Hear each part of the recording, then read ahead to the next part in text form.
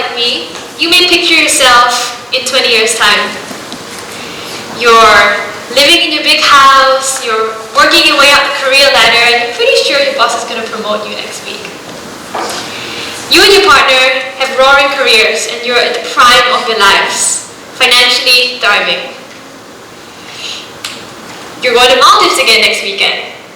People say you're the lucky ones. But are you? Your biological clock is ticking away. The doctors say the dreaded I word, infertile. So now let's picture yet another scenario. Let's say you made having children your priority instead. So at the age, in 20 years' time, you have a son and a daughter, and your life is near perfect. Except, you're not going to Maldives. You're not going anywhere. You lived in a cramped flat with your 2 screaming children, and you can't even pay the rent. Having children at the expense of your career starts to seem like a mistake, because you could be out there shattering the glass ceiling. But you're not, you're here. So I made it to seem like we can't have it all, a high-flying career and a family. But what if I now told you that we could? Let's picture yet another scenario, alright?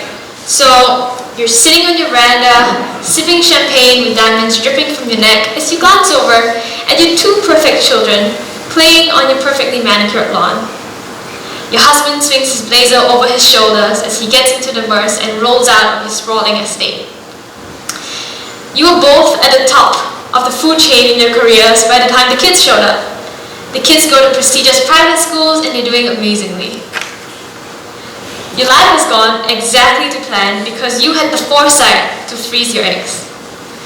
So today I'm here to share with you my thoughts on the challenge of balancing a career and a family life for millennials like me. I also hope to offer a solution with which we can actually have it all, as we millennials are so often accused of craving. So if you're a pre-university student like me, around about this time of the year, you might be thinking about university applications.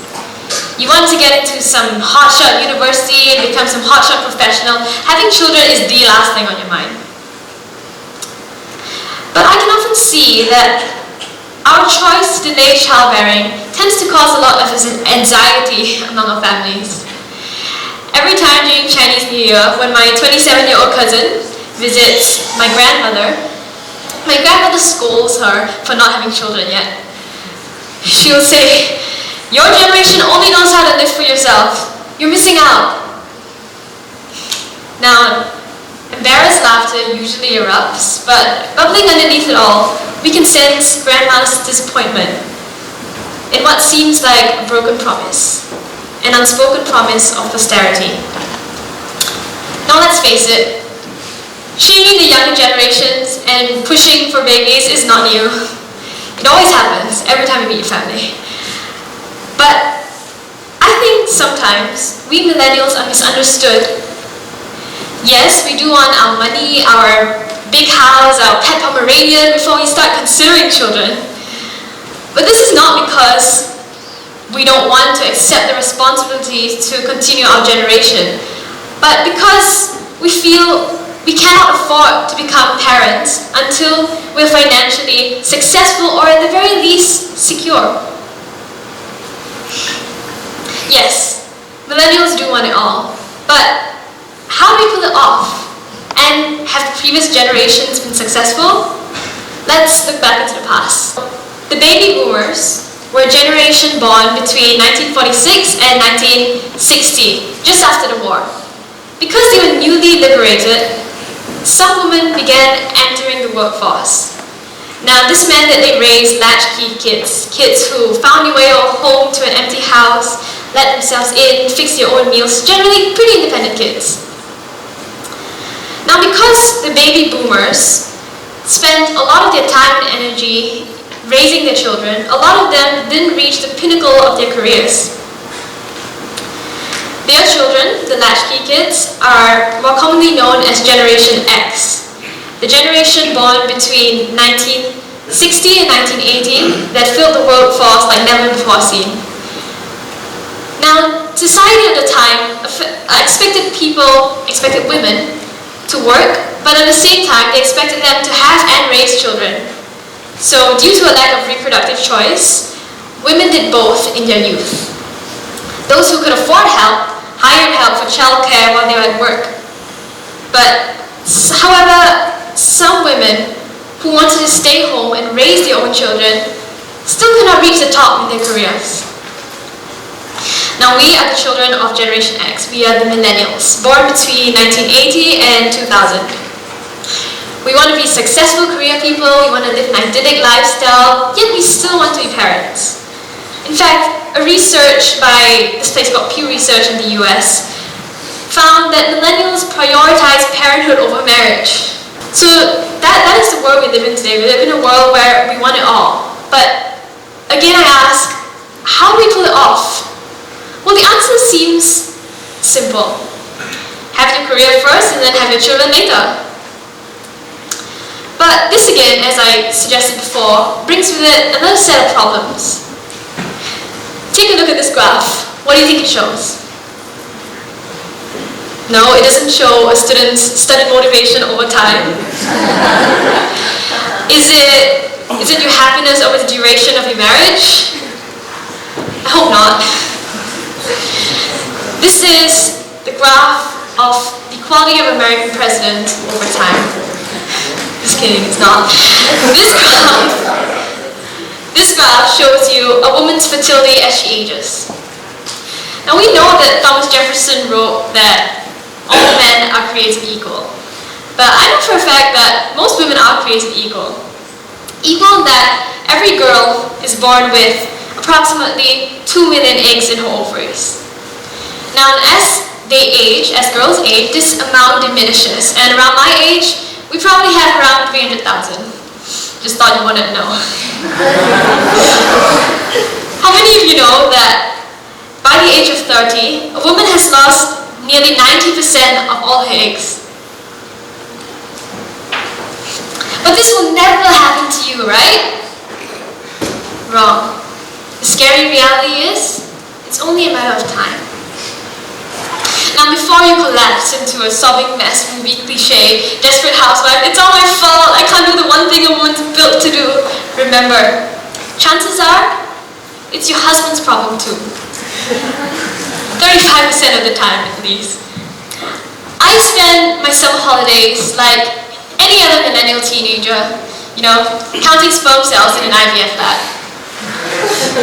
Fun. It intrigued me how imperfect sperms are. Tiny abnormalities such as a big head, a thick neck, no tails, 2 tails can so greatly affect fertility. Diversity here is not appreciated. At this point, you're probably wondering, why am I standing here talking to you about a phenomenon that has affected us for centuries? Why is fertility particularly a problem for millennials? Well, for obvious reasons. We choose to refuse or delay marriage, we pursue higher education, and more of us enter the workforce. And this means that by the time we do get down to having children, there are more of us who are infertile. Now, the problem is, a woman's natural fertility falters just as her career tends to peak. Ironic, huh? The reality of it all seems like such a letdown, like a broken promise by Mother Nature. As a generation that rode the information technology wave into the labor room, I think that the answer to our problems lies in medical technology. Obviously, work policies such as childcare and flexi-time would be a great help, but I won't be going to that. As a science enthusiast, I believe that the solution for us is egg freezing. Now, it sounds pretty self-explanatory, doesn't it? You harvest the eggs through a small surgical procedure, freeze them for later use, and when you already have children, you thaw them and with the help of IVF, conceive a child. This is an example of egg freezing. The diagram may look a bit confusing, but what he's doing is he's putting some eggs into a container to freeze them. Now these medical advancements have enabled women to have babies all the way into their 50s. Expensive? Well, maybe not. The estimated cost per year, per egg, is $50 US. And this is around the price of a prom dress. So it's almost, if you store 10 eggs, it's like you're buying 10 prom dresses in a year. Which to somebody with a high-flying career isn't much. Anyway, what is the value of having a corner office with a view and the ability to have kids later in life? Research thus far has shown that babies born through this technology are just as healthy as those born through natural conception. In fact, using egg freezing, you have the opportunity to detect abnormal embryos such as those with Down syndrome. Egg freezing only became feasible over the last 2 decades. Just a bit of history for you here. It only became feasible over the last 2 decades when scientists discovered this technique called vitrification, which basically means fast freezing. So previously, the problem with slow freezing was when eggs froze, they form ice crystals, and this damaged the structure of the egg cell. Now with vitrification, eggs freeze so fast that they turn solid without crystallization into an almost transparent glass state, just like this.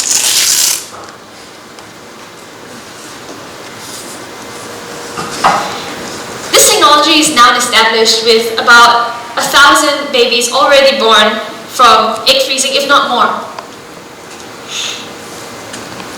85% of all eggs that are frozen thaw successfully, and out of this percentage, 70% of them fertilize successfully. So tech companies such as Facebook and Apple have already gotten ahead of the game. They now offer egg freezing benefits for their employees. This was in a bid to attract and retain the brightest and best of women. And basically, this sums up why I'm here talking to you today. To encourage the people in my generation to explore and to consider this egg freezing, a technology that offers us win-win solutions. Presently, the data collected about women who have undergone egg freezing have revealed a certain demographic. They tend to be women who are highly educated, highly successful, and are in managerial positions. But the one mistake they all make is freezing the eggs too late. So, if you're my age, you might be listening to my speech thinking that this is not relevant to you, but this is especially relevant to you because you have time, so I urge you to plan ahead. So, if you're thinking of freezing your eggs, the first thing you need to consider is how much time you have to do it, because as you age, your eggs grow less and less healthy and they're the condition they're in is less ideal preservation. People freeze their eggs for a variety of reasons. Some people want to delay it, want to pursue a career. Some people have illnesses such as cancer where treatment affects fertility. And some people just haven't found a life partner to have a family with yet. So now I'd like to end with a story. When I was 13 years old, I was a flyer in the stunt cheerleading team. That's me there on the extreme right. I look like I'm taking a nap in the air and I'm supposed to look like that, but I was in my first year, so forgive me. It was a dangerous sport, as you can see, but the exhilaration of executing a stunt successfully made it so worth it. One day, I spun just a little too fast and slightly off axis and just out of my teammates' grasp. I fell to the floor and broke my arm. But if you were to ask me if I would do it all over again and take these risks, I would say in a heartbeat. Likewise, egg freezing and IVF come with lots of risks and costs, and there's never a guarantee of success. But if there's one thing millennials like more than social media, it's choices. And freezing our eggs gives us the choice to widen our reproductive choices and to have children when we want it, when we want them. Therefore, I urge you, egg freezing should not just be a footnote of our lives, but a chapter of its own. Thank you.